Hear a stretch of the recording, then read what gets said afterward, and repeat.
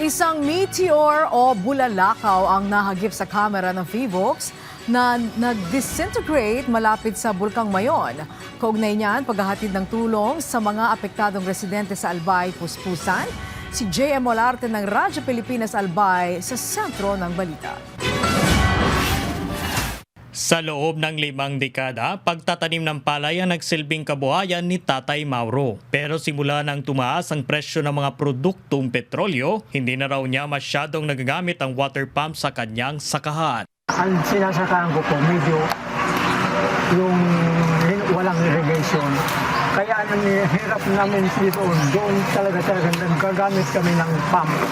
Doon kami naapektahan kahit napakamahal ng product. Sa ilalim ng Presidential Assistance to Farmers and Fisherfolks Program mula sa Department of Agriculture, umabot sa mahigit 1,800 magsasaka ang tumanggap ng tig 2,325 pesos na tulong pinansyal. Isa nga rito si Tatay Mauro na walang patid ang pasasalamat sa pamahalaan dahil sa wakas may pangkrudo na siya para sa kanyang water pump.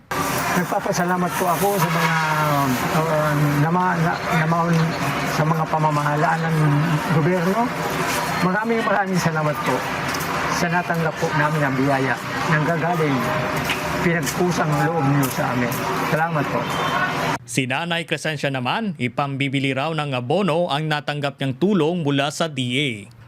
Sobra-sobra po ang pasasalamat. At least mayroong cash assistance para sa pangbili ng mga fertilizer. Ayon sa Albay Provincial Agriculture Office, halos 12,000 magsasaka na ang apektado ng ashfall at pag-alboroto ng Bulkang Mayon, kabilang ang mga nasa loob at labas ng 6-kilometer permanent danger zone.